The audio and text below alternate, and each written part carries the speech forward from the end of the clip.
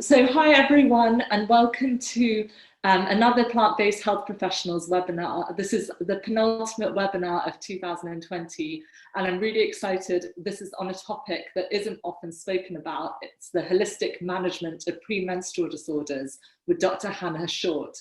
My name's Rahini Bajekar, and I'm a nutritionist and team member at Plant-Based Health Professionals UK, which is a community interest group dedicated to promoting the benefits of a whole foods plant-based diet and improving access to education on plant-based nutrition. I'd like to give a special mention to our sponsors, ProVeg International, veganfitness.com, and the British Society of Lifestyle Medicine. This webinar is completely CPD accredited, so all healthcare professionals attending will get a certificate in their inbox along with the slides.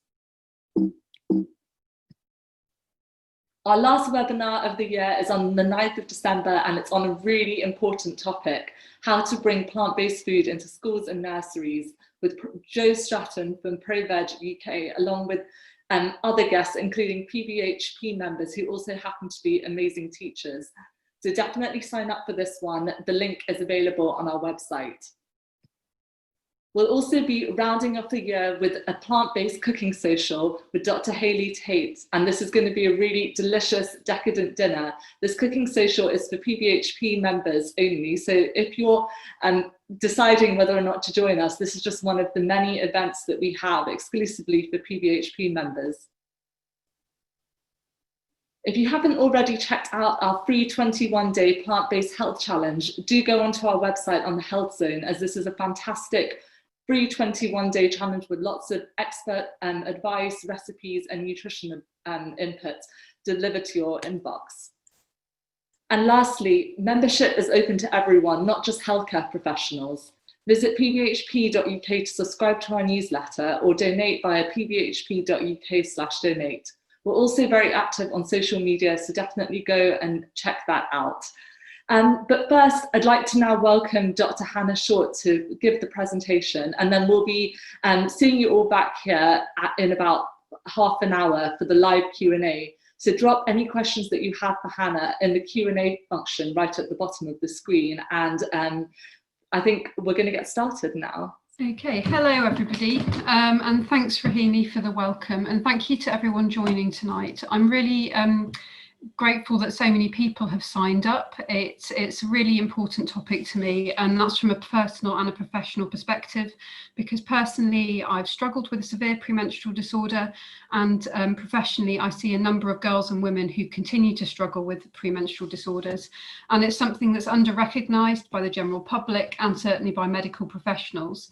So this is going to be a real whistle-stop tour of premenstrual disorders and the lifestyle medicine approach, but I hope that it increases awareness and lets people know where they can find support, further information, and importantly shows you how you can kind of, if you're a healthcare professional, offer lifestyle advice that's going to help patients, and if you're somebody who struggles, going to be able to empower you to kind of take some steps that should also help. Okay. If I didn't have sex organs, I wouldn't waver on the brink of nervous emotion and tears all the time. So Sylvia Plath said that. And Sylvia Plath is a poet and a writer who sadly took her own life when she was 30. So this is many years ago now, and I'm sure many of you will have heard of her. She was married to the poet laureate Ted Hughes. And it's widely believed that she now suffered from severe premenstrual disorder, which would probably be known as PMDD, but was never formally diagnosed. She did, however, write about her experiences in her diary, and this quote is from time when she was 18. And over the years, she kind of figured out that her low moods and suicidal thoughts were linked to her menstrual cycle. And tragically, she was due to see a lady called Dr. Katerina Dalton about a week after she died, but obviously never made it there. And Katerina Dalton was a pioneer when it comes to premenstrual disorders and kind of put PMS on the map. She used to treat women with progesterone, and although that's kind of fallen out of favour somewhat, I think a lot of us are going to be very grateful for her for making it being taken seriously and kind of getting some recognition for this as a true disorder that does affect lives. Before we go into premenstrual disorders, I'd really want to just look at the normal menstrual cycle, because if you are born as a female, biology dictates that we will be having a menstrual cycle when we reach puberty. We're genetically predetermined to, and with that comes cyclical fluctuation in our hormones, because obviously our genes want us to reproduce, and this is essentially what the menstrual cycle is all about, making the lining of the womb ready to receive a fertilized egg.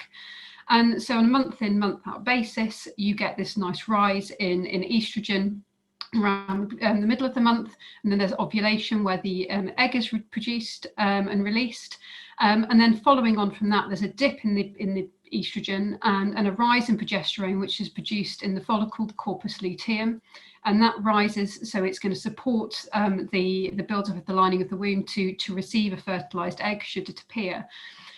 However, if an egg is not fertilized, both levels of estrogen and progesterone kind of drop off towards the end of the cycle, and with that comes away the lining of the womb, which is the period, the menstrual, and to the end of the menstrual cycle. And in a normal menstrual cycle, so I say in women who don't struggle with a premenstrual disorder, it's quite usual to kind of experience slight changes in mood, energy and behavior throughout the month because of the impact our changing hormones have on the neurotransmitters in the brain. So people will often report feeling slightly more energetic and positive or focused in the earlier part of their cycle. There's often an increase in sex drive around ovulation, as our genes would want us to have, and often increased appetite. And then things drop off a little bit in the luteal phase, or the second phase. And that's often when the progesterone is rising, which can make us feel a little bit sleepy, a bit more fatigued. Some women complain of a little bit of brain fog and perhaps feeling a little irritable.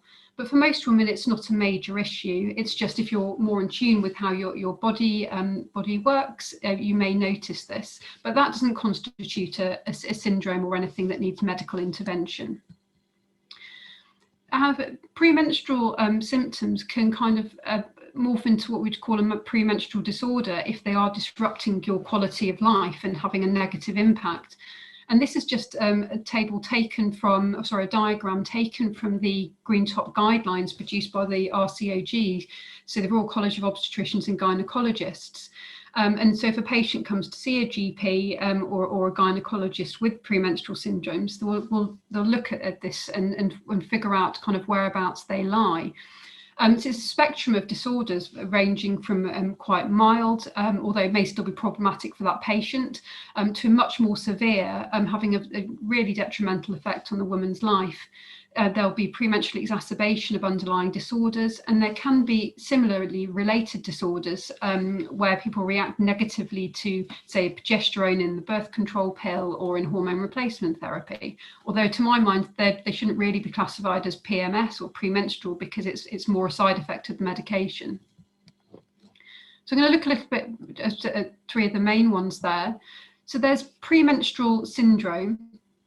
And although around 80% of women will notice some premenstrual changes, it would only really be classified as a syndrome in that it's having a kind of a negative impact on their life in around 20 to 40%. That's what most of the observational studies say. So at least a third of women will have a clinically significant premenstrual syndrome, and there'll be a spectrum of physical and mood-related symptoms which are present in the second phase of the menstrual cycle. And it's important to say that this also can affect people who have been assigned female at birth. So they may not identify as a woman now, they may be trans men or non-binary, but they can, if they've still got their ovaries, they could still experience premenstrual syndrome. Premenstrual exacerbation is the worsening of a pre-existing condition. So that could be epilepsy, asthma, migraine, or psychiatric, like something like anxiety, depression, or OCD, which worsens in the second part of the menstrual cycle. But we don't have a true incidence for this.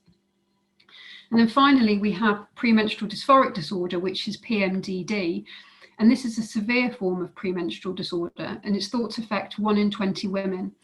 And it's really important that we're aware of this, because sadly 1 in 3 sufferers do attempt suicide during a PMDD crisis. And if there's anything that we can do to prevent this happening, I just think it's worth doing. Unfortunately, there's a lot of misdiagnosis. Women are often dismissed and often misdiagnosed with things like emotionally unstable personality disorder or bipolar disorder. And it's really key that the women get the right diagnosis, because the treatment differs. So if we're going to look at symptoms, there's quite a few to go through. In terms of PMS, general premenstrual syndrome, there's thought to be up to 150 different symptoms. And that's because estrogen and progesterone receptors are scattered throughout our body. So there's physical symptoms such as headaches, bloating, joint pain, nausea, breast tenderness, or a whole manner of physical symptoms that can happen with the changing hormones. But a lot of the psychological and emotional symptoms are more predominant in the more severe premenstrual disorders. So things like, the PMDD.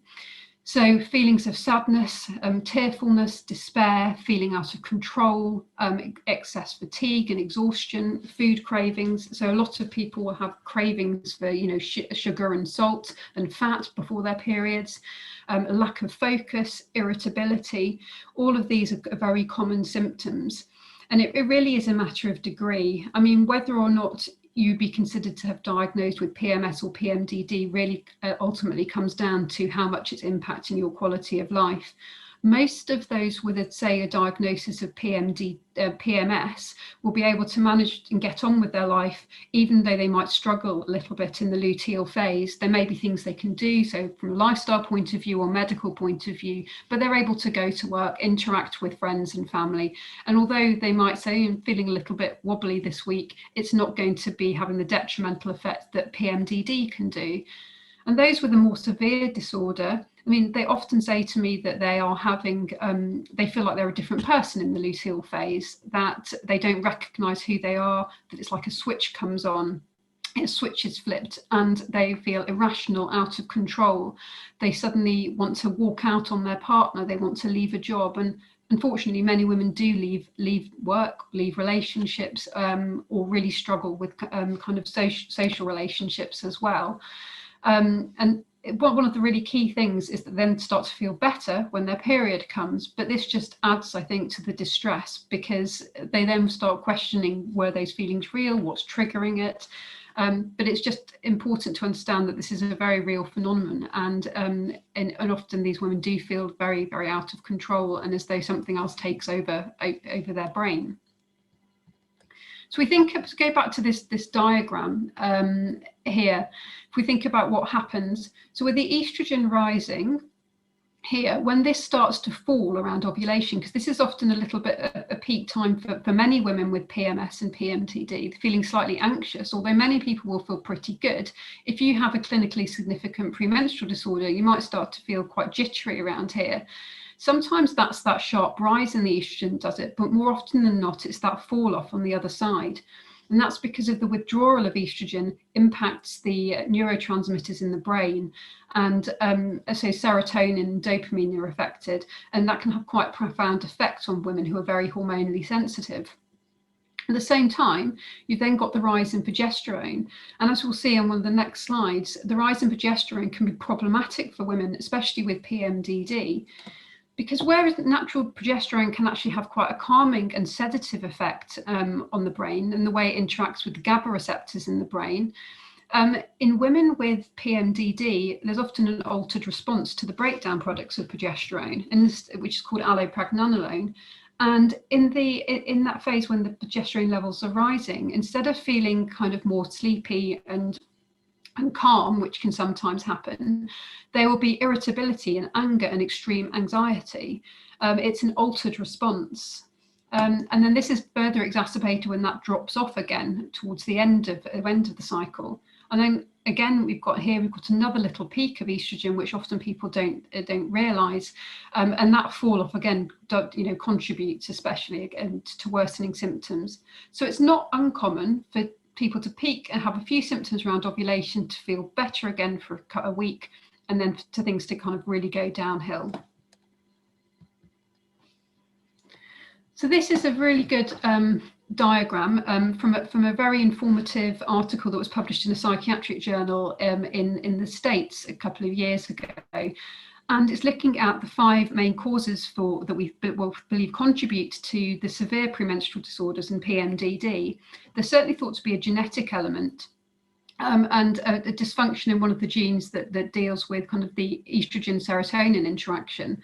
We know that there's a mismatch and a change in the receptor response when dealing with progesterone breakdown products for some women. And there certainly seems to be a connection with a history of trauma and raised inflammation in the body, which often comes about as a result of stress.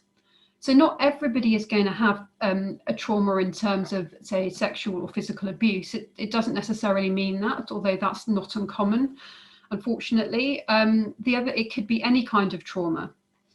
So anything that's kind of perceived as traumatic, it alters the stress response. And if you have got a genetic predisposition to PMDD, that might kind of trigger that pathway off. We know in studies that the brain structure and function of those with PMDD is slightly different, and whether or not it's cause or effect, we're unsure. So there's so much more research we need to go into here. But as Tori Eisenlohr-Moore says, and she's a clinical scientist working at University of Chicago and psychologist, PMDD is a cellular genetic malfunction in response to hormone changes, and it should be treated as the serious medical condition it is. So diagnosis, this is important to say, it is not an imbalance in hormones, it's an abnormal reaction to normal hormonal fluctuations.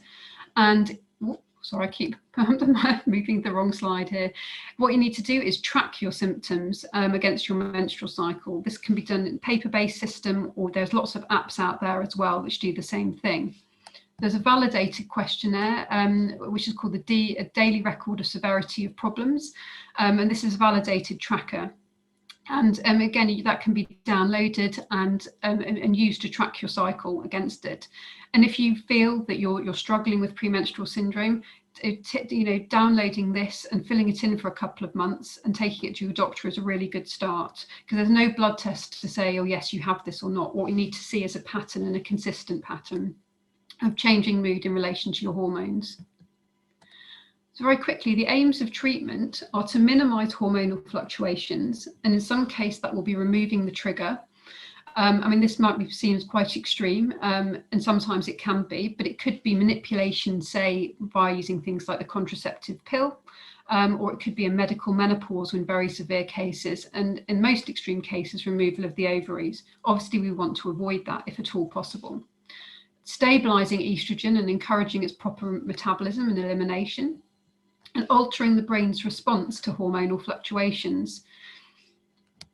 And we also want to encourage hormonal resilience, so reduce inflammation and stabilise the HPA axis, which impacts obviously the stress response. There are UK guidelines. I'm not going to spend time going through them because we don't have very long, but just to let you know that they're out there and they can be easily accessed. There's the RCOG guidelines, and these were updated only a couple of years ago, and that there's all the kind of information in there, including that diagram that I showed you earlier. And then the NAPS guidelines produced by the National Association for Premenstrual Syndrome, produced by Nick Panay, who's a leading voice in this area. And this is the one of the treatment algorithms just taken from the RCOG guidelines. And if you'll see, one of the first line treatments for PMS is as evidence-based, kind of exercise, cognitive behavioural therapy, and vitamin B6. And then we're talking about hormonal manipulation and also use of things like SSRIs, which can actually be very effective because of the way that they stabilise the neurotransmitters in the brain. Going down, we're looking at more kind of hormonal treatments, more antidepressants, and in the most extreme cases, the medical menopause and surgery. Interestingly, in the treatment guidelines produced by NAPS, they spend a little bit more time in kind of fleshing out the lifestyle recommendations, which I think is important for everybody wherever you are, and whether it's a mild, moderate or severe premenstrual disorder. And for as long as I can remember, and looking back through the literature, what has always been recommended is a high fibre diet and rich in complex carbohydrates. And we can look at why that might be in a little while. And minimising fat, sugar, salt, caffeine and alcohol. And looking at things like stress management, relaxation, yoga, meditation. There is some evidence for a few complementary therapies. The one that's got the most evidence is Vitex agnus castus. Just say this should not be taken in conjunction with anything like the pill or HRT. And vitamins and minerals, so vitamin B6, magnesium and calcium. And these are just following on from the RCOG guidelines. So again, it's more of the medical and surgical approach here. So a lot of people don't realise that NICE have actually produced a clinical knowledge summary on recommendations for premenstrual syndrome, and they do include lifestyle recommendations. As you'll see, again, they recommend small balanced meals rich in complex carbs, regular exercise, sleep, stress reduction, alcohol restriction, smoking cessation. So why would a plant-based and fibre-rich diet be recommended? What is it about that? There's a lot out there about the benefits of plant-based diets generally on health and on hormonal health. And this is just a very kind of brief kind of overview and snapshot. There have actually been a few randomized controlled trials recently demonstrating the benefit of plant-based diets on PMS, whether they're exclusively or predominantly plant-based. And I think that's really encouraging. They don't actually look necessarily at the mechanisms. And so I just wanted to explore why it might be that these are benefiting women with PMS and PMDD. So one thing that's really going to be important is the gut-brain axis, which is the biochemical signaling pathway between the gastrointestinal tract and the central nervous system. We realise why this is so important when you consider that 95% of the serotonin receptors are actually in our gut and not in our brain. And these are going to be activated and working appropriately if they're in the right environment. And that's generally what we would consider, a healthy gut bacteria environment, so a healthy gut microbiome, which is diverse in species. So the gut microbiome is basically the gut bacteria that we have there, and also viruses and fungi and things like that to some extent, but predominantly the bacterial species that we have naturally in our gut. And these are impacted by our general health overall, but particularly by our diet and any medications and things we may take. And essentially, the more fibre, the more plant-based whole foods you have in your diet, the more diverse your microbiome is. And this tends to foster a healthier kind of mental health as well, and general health. If you have a plant-based diet as well, you're likely to have an increased antioxidant intake, which reduces the risk of cellular damage and inflammation, which again is linked with an increased risk of PMS and PMDD. A lower intake of arachidonic acid, which can be pro-inflammatory. If you've got a diverse gut microbiome, and because of a plant-based diet, you're going to have increased production of short-chain fatty acids, which act as prebiotics and feeds the beneficial bacteria in the gut. So it's kind of a circular thing. Those who who have lots of phytoestrogens in their diet, so things like soya, lentils, flaxseed, that has a positive impact on the gut health and the microbiome, but also has an impact on how your body deals with the breakdown products. Women who basically eat a lot of soya or chickpeas and things like that, they tend to get more benefits from things like soya supplements or red clover. And as you see, that was mentioned in the NAPS guidelines.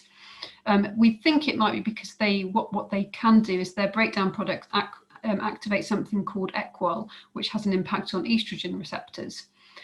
Not everybody is able to do that, but the studies suggest that if you have a vegetarian or vegan diet, you're more likely to be an Equol producer than if you don't. A plant-based diet is also rich in polyphenols. So polyphenols are those dark kind of fruits and vegetables, so things like the red onions and plums and blackberries and strawberries, green tea is also one. there was a paper published last year which showed that they reduce neuroinflammation, that they can act as adaptogenics, which help to stabilize hormonal pathways, and they also support the tryptophan pathway, which is needed for adequate serotonin production. Plant-based diets also have an impact on estrogen metabolism. Women who have a high fiber diet tend to have much lower beta-glucuronidase activity in their gut.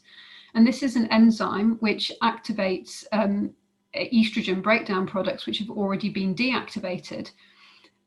If they are reactivated, it means they're reabsorbed in the gut and you get a spike again in estrogen levels. And although that might sound like a good thing, if one of the issues is that your estrogen levels are falling and triggering some of these symptoms, it's not, because it just contributes to the all overall kind of hormonal fluctuations.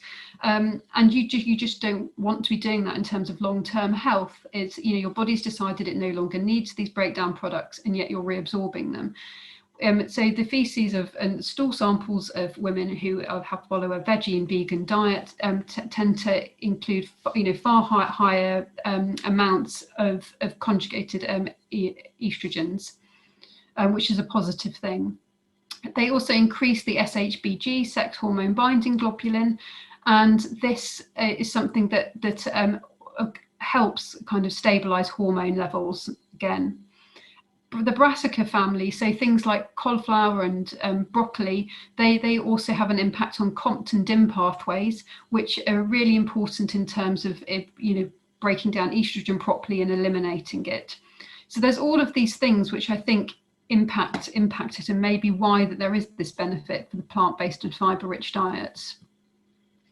It's also important when we're thinking about diet and lifestyle to think about histamine, and this is just a relatively new development, and we don't have any concrete evidence in terms of PMS, but it is something that seems to, I don't know, at least anecdotally seems to make a difference. So histamine is a natural immune signaling protein, and we naturally produce and will always ingest a certain amount of histamine.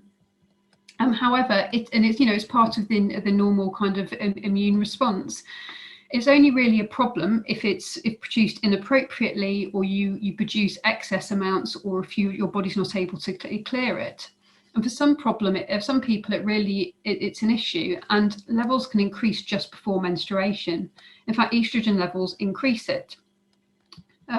So we think some PMS symptoms may be due to histamine intolerance, but this isn't everybody. And in fact, it's just generally a small subset, but it's just something important to bear in mind. And this can be, so the reason we think this might be happening or might lead to these symptoms is that it can, when estrogen rises, it can activate mast cells, which can then produce more histamine. If you're having a lot of histamine-rich foods, that can cause a problem too. So histamine-rich foods include dairy, alcohol. I know it's not really a food, but it's definitely high in terms of histamine. Processed meats and fish, but also there are some plant-based foods, so things like avocado and spinach can be particularly problematic. If you've got problems in the gut health in terms of your gut bacteria, intestinal dysbiosis, that can cause issues with histamine. And if you've got a relative estrogen excess. Histamine clearance problems come about if there's a vitamin B6 deficiency. Maybe it's a genetic variation. Again, if there's a relative estrogen excess and progesterone deficiency, and in SIBO as well, which is small intestinal, I've forgotten what it stands for now, sorry, but a bacterial overgrowth in the small bowel anyway. So just to say, so dairy is one of the main things there, processed meats and avocado and alcohol. Again, there's going to be degrees of histamine intolerance. It's certainly not just a one kind of size fits all thing. Some women will benefit hugely from just having a dairy-free trial or for cutting out alcohol. But if there's a genetic issue that's underlying that, the way their body's dealing with histamine clearance, they may need to kind of see a dietitian and get proper advice, because it can be quite hard to follow a low histamine diet. It's just something to think about though. I know we're probably running short of time, so I'm just going to have to whiz through this quickly. So micronutrients and dietary supplements, there is evidence for all of these supplements that are on the side here. So vitamin B6 has long been recommended, normally at 50 milligrams a day. which is much higher than you would have in a normal multivitamin or in a diet, in your diet. This is because it can help with histamine clearance and can also help with the GABA receptors in the brain and stabilising those.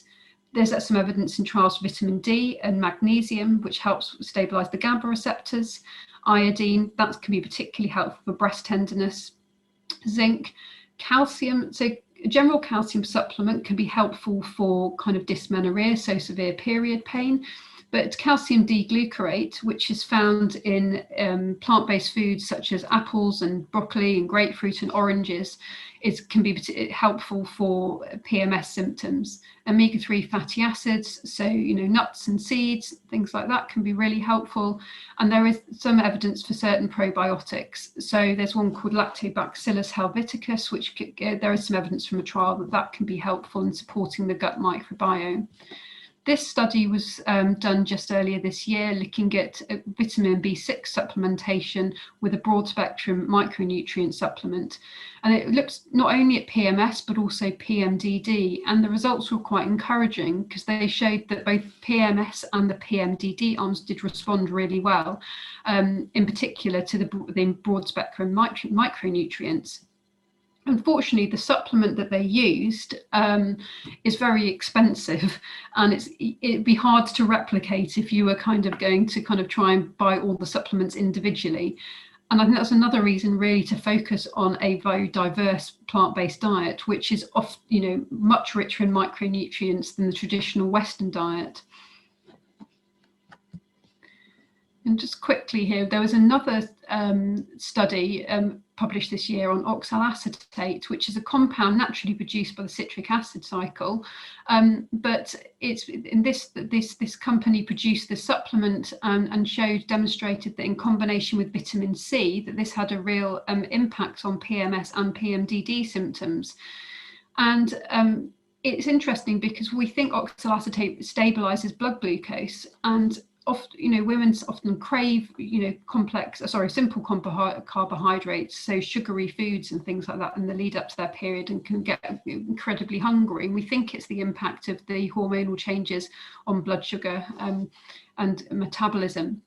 This seems to stabilize it. And I think what was really encouraging is that it was helpful across the board, but it was also shown to be effective in women who have got the most severe form, including those who've had suicidal thoughts in relation to their periods.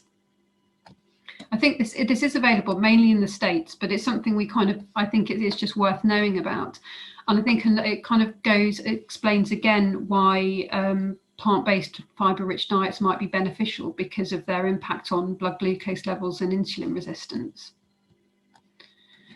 And just, I think, looking here, there's evidence for all of these herbs and spices in terms of PMS. So saffron is a randomized controlled trial showing that saffron extract can be helpful. Cinnamon has anti-inflammatory properties.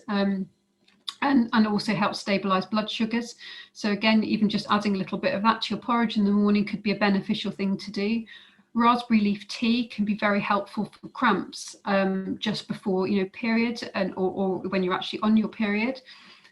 Turmeric is anti-inflammatory. It's also a polyphenol, and there's evidence from trials that this can be helpful. Fennel seeds and also fennel leaf tea can be helpful for fluid retention.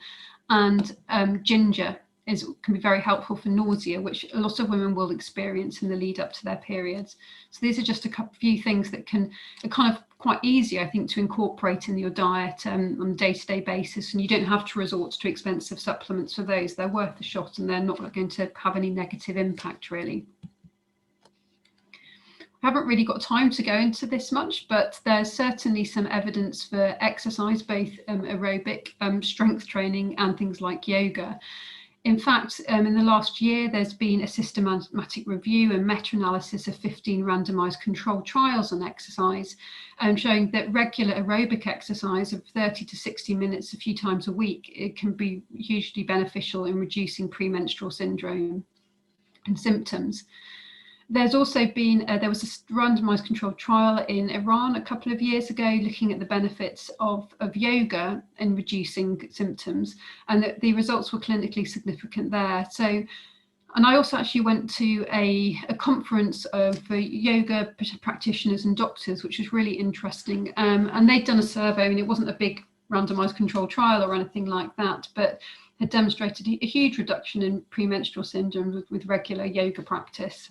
So again, that's something that could be incorporated into your life. Even I think something is like 5 minutes a day can be beneficial. It doesn't have to be an hour-long session every day. 5-10 minutes, it's the regularity that seems to be important. And I suspect it's the impact that practice has on the HPA axis and downplaying that inflammation and stress response.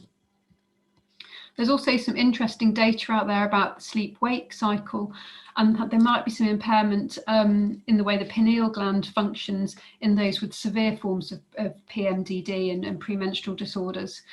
So sleep hygiene itself seems to be really important, having a regular, sleep-wake cycle, so going to bed and getting up around the same time. And it does seem to be particularly important with those with the most severe symptoms to kind of try and get up at the earlier end of the day and to get some natural light, because of the way that affects the pineal gland in the brain and melatonin production, because sleep can often go off a little bit in the luteal phase. But if you can kind of get that early morning light and the way it affects the pineal gland, that seems to have a positive effect. And there's also some evidence for light therapy if it's something that you're not able to do or you're struggling, particularly in winter. And I do wonder if there is a connection with seasonal affective disorder and PMDD, because a lot of people seem to have both things going on there. Finally, I just wanted to flag up places for support for patients. So there's NAPS, the UK-based National Association for Premenstrual Syndromes. There's the International Association for Premenstrual Disorders. Their focus is on PMDD rather than PMS, but they also cover PME. And NAPS is for all premenstrual disorders. And there's Vicious Cycle, which is a patient-led group. So in summary, PMS symptoms can affect up to 40% of the female and those assigned female at birth population. 1 in 20 meet the diagnostic criteria for the most severe, which is PMDD. And there are evidence-based treatment guidelines. Patients should be directed to appropriate support because it can be a very lonely place and very difficult to understand if you've not experienced it yourself. And dietary and lifestyle interventions should be recommended to everybody, including those who require medical and surgical intervention. This isn't going to be enough for those who have the most severe form or maybe have gone years untreated and mismanaged, but they are going to help support the other treatments, which hopefully I kind of covered a little bit about. So focusing diet around plant-based whole foods and rich in fibre, and eliminating those inflammatory foods and drinks, so alcohol, caffeine, saturated animal fat, dairy and processed foods.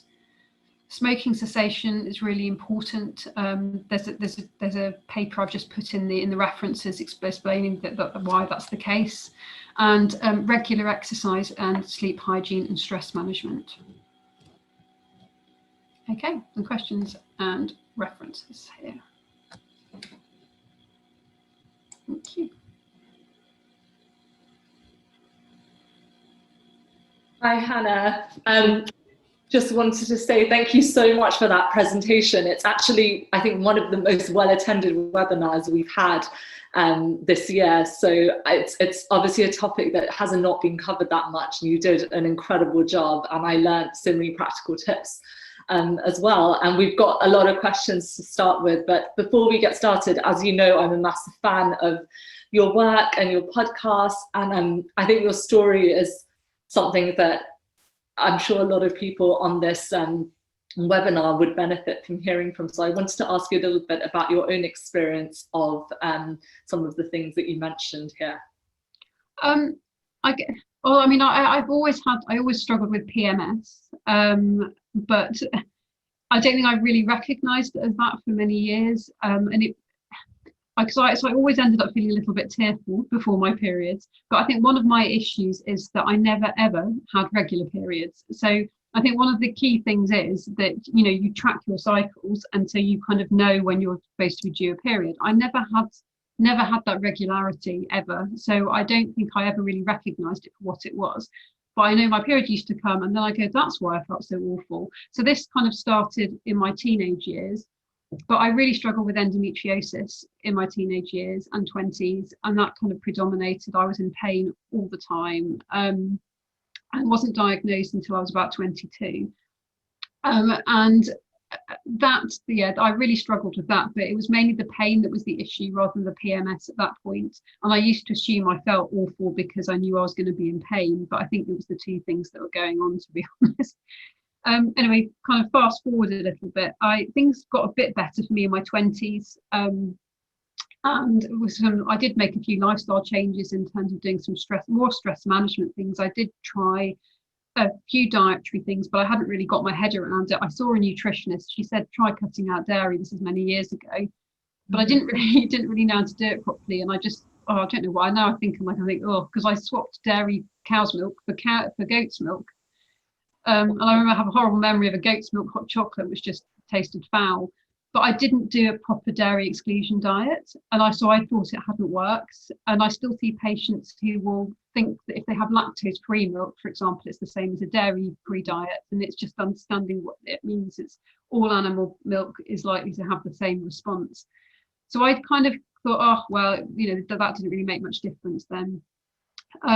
But so things did stabilise for a little bit. I was on the pill for a bit. Then I went to medical school when I was 27. And I think the stress of medical school, although I enjoyed it, and living life as a junior doctor afterwards with erratic sleep patterns, huge workload, not eating well, didn't do me any favours. And my PMS kind of morphed into something much worse. So although I thankfully never kind of had real suicidal thoughts or anything like that, I got pretty close to thinking my life wasn't worth living at various points, and intrusive thoughts, and felt terribly low. That coupled with severe pain, and then I ended up seeing a gynecologist and ultimately had surgery because the hormone treatment didn't work anymore. I didn't try I don't think I ever tried antidepressants for it, to be honest, but nothing the gynecologist recommended seemed to help. So I ended up in surgical menopause when I was 35, and which is not something I really wish on anybody because it doesn't remove that sensitivity to hormones. I think that's the key thing. But what I've learned since then is that lifestyle is fundamental. So HRT is really important for me and my well-being because I'm still too young to be without those hormones. But actually, it's exercise and eating well that makes a massive difference. And if I'm kind of slip off the ball, then that has a major impact. And I see it time and again in clinic as well. So. I think that the advice, thank you firstly for sharing your story, and also for sharing that advice around lifestyle, because I think that's applicable to so many conditions that affect women. I just want to read out a really nice comment. There's so many that I'm just trying to keep up, but there's a lovely comment saying, thank you, fascinating talk and clear to see your depth of knowledge and enthusiasm for the subject. Exciting to see women's health issues championed from a fellow GP and severe PMS and endometriosis sufferer. So that's just one example of some of the comments that we've got, which is lovely.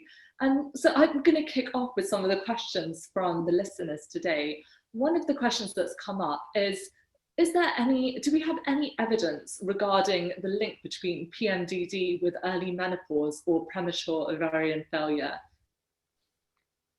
I don't know of any, evidence linking the two. I don't believe that there is any evidence that they are related, but PMDD can ultimately lead to kind of premature menopause if you end up in the situation I do. But obviously that's different to premature ovarian insufficiency, which is where the ovarian function stops below the age of 40, but you still have your ovaries in situ. It's hard to say. I just don't think there is any research. I think one of the issues is that some of the symptoms of POI could be quite similar to PMS and PMDD, because you can get mood swings because of the fluctuating and falling levels. And if your brain is already hormonally sensitive, you'll get those symptoms are kind of going to come out. And although I said blood tests aren't going to diagnose PMDD, sometimes you might need blood tests to rule other things out, like thyroid disorder or POI, because although it isn't a hormonal imbalance, there can be other issues with your hormones which could be contributing or exist in addition to. PMDD. Okay, that's really helpful to know. One of we've had several questions about this, so I think it's a something that a lot of people are interested in. It's some advice on reducing bloating. People have said they're eating already a plant-based diet with very little coffee, but for several days they feel as though they look heavily pregnant. Is there any advice that you can give? Again, it's so individual, and the more patients I see with PMS and PMDD, the more I think there's no kind of one size fits all. So nettle tea can be quite helpful in terms of bloating. If the bloating is due to fluid retention, reducing things like salt, although I know a lot of people watching this may already be quite mindful about that kind of thing. So, but reducing salt in the diet is going to be really important at that stage. And things like nettle tea can actually, that's another thing that kind of we have evidence for there. It's hard because sometimes it's the action of progesterone that's leading to the bloating. So it may be that sometimes some of the supplements like vitamin B6 might be quite helpful because of how that affects the GABA receptors, so vitamin B6 and magnesium. I mean, I didn't go into lots of detail about the supplements because there's just not enough time, unfortunately. And I think what magnesium supplement might benefit of somebody is going to vary from person to person. So I used to recommend magnesium citrate, but that was probably more for the anxiety and migraine kind of people. If it's more of the kind of other PMS symptoms, you might benefit a bit more from magnesium L-threonate or glycinate, which might have more of an impact. But it's quite hard to kind of give kind of thorough, kind of advice that's going to cover everybody. So I think that's very helpful. It's of course very individual, and there's a lot of different things that you can do to optimize a plant-based diet to prevent bloating. There's some tweaks that you can make as well. So I guess finding out individual triggers can be helpful. I think tracking, again, if you're tracking, although people get so fed up of tracking, and I can understand it, but just seeing is there anything you're particularly eating? Do your dietary habits change because of the way you're feeling? Because it could sometimes be that you are changing your diet slightly without necessarily noticing it. I mean, a lot of women with the more severe symptoms don't even realise that they've changed their behaviour until a family member or a friend mentions it, and so that could happen in their dietary choices as well, I guess. Definitely. And one of the questions that came up was, how do you actually encourage patients who are really struggling with cravings around the time of their periods, so that they're craving high salt, high fat foods that of course are going to make things worse? How do you encourage them to choose healthier options like fruit and things that are going to benefit them? I think it's about being prepared and knowing what your triggers are, and it is really hard. And I think occasionally, I think you just need to be kind to yourself, because people are going to slip up and you're not going to be able to stick to the perfect diet. And I think I see a lot of women who beat themselves up because they, at the beginning of every month, they're like, right, I've got this, I'm doing well this week, I'm not having any alcohol, I'm not eating chocolate. But actually, I think it's leaving yourself a little bit of room for kind of movement, and focusing most of your diet, 80% on, at least, on the kind of whole foods approach. Having kind of healthy snacks around, so perhaps making some pre-prepared meals if you've got time, or even getting some kind of some of the healthier ready meal, or not necessarily ready meals, but you can get delivery boxes sometimes where you could have a healthy thing that's already prepared for you. I know that's not necessarily an option for everybody, or batch cooking and freezing things. Having something like dates and almonds, which are kind of got that sweetness, or and the fat with the almonds, that can kind of really help stem the cravings. Cinnamon, if you just have it on some kind of like some nice soy yogurt with some berries or something, would be a healthy treat. It's trying to find ways, I think, planning ahead, really, trying to keep the stuff you don't want to be consuming out of the way, but not beating yourself up if you do. I mean, a lot of people do crave chocolate, and I don't know if that's to do with the magnesium, because if the dark chocolate's quite rich in magnesium, and a lot of women do have a relative magnesium deficiency. So maybe, allowing yourself some dark chocolate, I think, is fine. Or even cacao nibs or raw cacao, making a hot chocolate with raw cacao. I think you've given some really amazing practical tips and suggestions for people. In terms of resources, you did point out some in the presentation, but are there any resources that you recommend that people listening to this should go and check out? Of course, we're going to circulate the slides as well, which are really helpful. Not really in terms of the lifestyle the stuff, because it's I mean, it's something I need to do more on my website. I want to develop it. It's just kind of finding the time. I mean, I think obviously like plant-based health questions is great in terms of the knowledge and information that's out there. I think it's primarily it's, I suppose, with PMS and PMDD, and generally with a lot of plant, when we're recommending like a fibre-rich diet and things like that, it's not wanting to break it down into certain micronutrients, because I think it's them working together as a whole that's the main thing. So I think if you've got a really varied diet with lots of colour and fruits and vegetables and whole grains and nuts and seeds, you'll be doing pretty well. But if that alone isn't enough, thinking about some of the supplements like the vitamin B6 and magnesium. I mean, the resources I put on the slides, like IAPMD, is pretty good, or very good in terms of all the evidence base around it, but there isn't really enough around the lifestyle side of it really at the moment. So could you talk a little bit? There's definitely been a couple of questions about the contraceptive pill, and I know that there's a lot of different viewpoints on that. I was wondering what your experience is in terms of helping patients manage some of their symptoms using contraceptive pill, and if so, is there a specific type of contraceptive pill that you recommend for sufferers? There's so it's in the guidelines. Some of the evidence isn't that great for it, to be honest, and it comes down, it's very, very individual. There's only one pill which is licensed for it, so it's Yasmin or Lucette, which has got a different progesterone. So it's got a progesterone called jospironone in it, which is different to the progestogens that are in the other contraceptive pills. And this has a different impact on the receptors, so that can be very helpful, especially if there is fluid retention and issues with acne and things like that.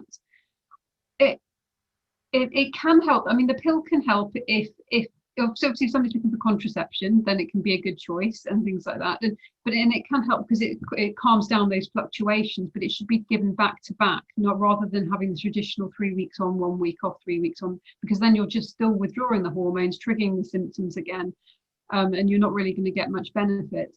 But it's very trial and error, because when we're talking about the causes, I don't believe everybody with PMS or PMDD has the same trigger or cause. For some, estrogen's more of a problem, or the falling of the estrogen.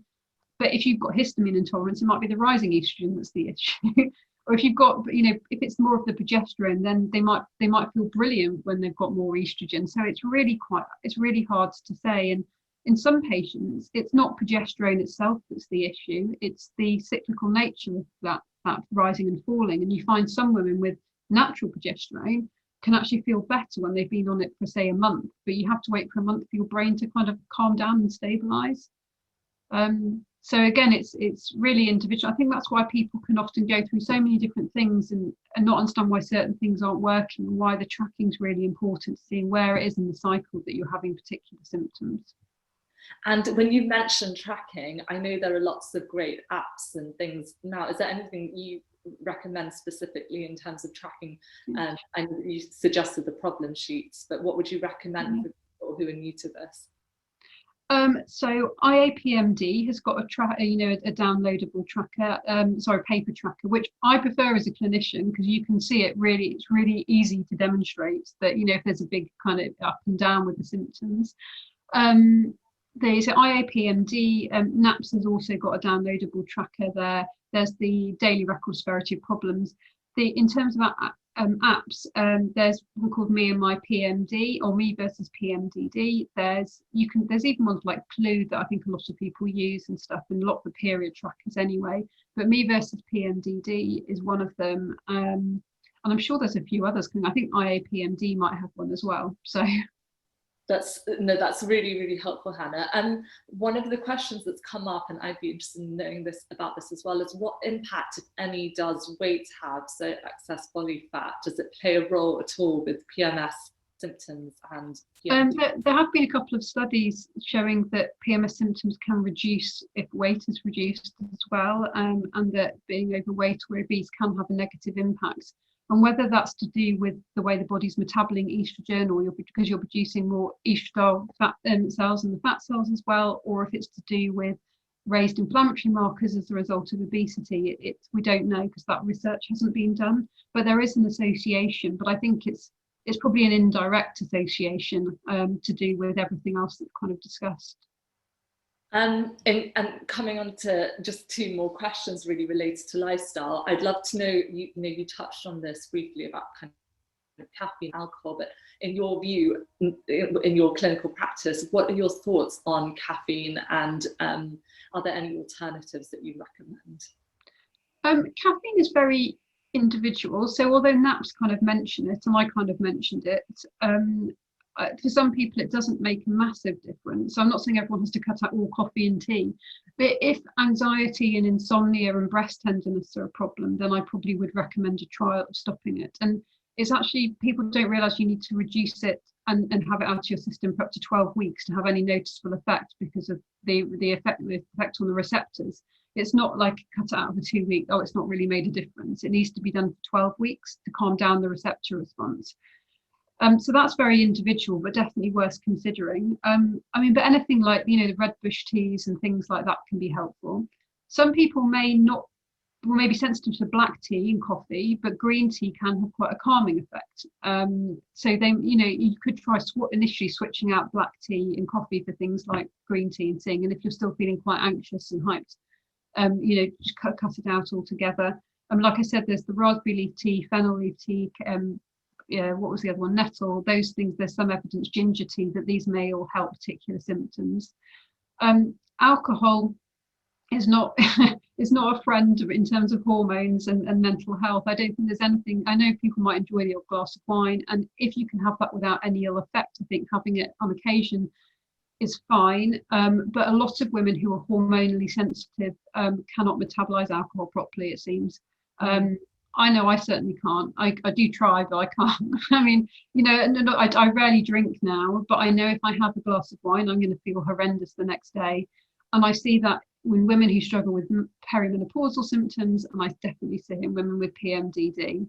So I don't know if there is a genetic reason for that and underlying, but it's an endocrine disruptor, affects our hormones. Obviously, if it's a depressant, it can trigger anxiety. So I generally advise people to avoid or minimize. And if you do drink, just stick with 1 drink on that occasion, no binge drinking. So definitely, I think it has no health benefits. It is a carcinogen. We need to that message is very clear, and understanding your individual triggers is so powerful. I feel like what's been amazing about this webinar is how individual the advice you've given is, in terms of really tuning in and understanding your body, understanding your triggers is so key in this. And there are so many questions that are very specific that we can't possibly cover, because they're quite specific medical questions. But I would urge everyone to go onto Hannah's website, to go onto the Plant-Based Health Professionals website, and also to check out all of your podcasts. Are there any of your podcasts that you think would be especially helpful for people listening in today? And I'm just going to launch the poll as well before we wrap up, so that everyone...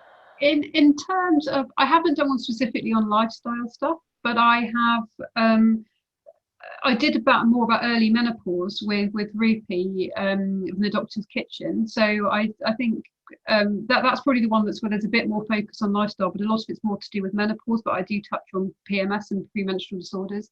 I have done a PMS and premenstrual disorders podcast with Liz Earle and Louise Newson as well. But they're probably a bit more medically focused. And I think my knowledge has increased since I did that. So yeah, so...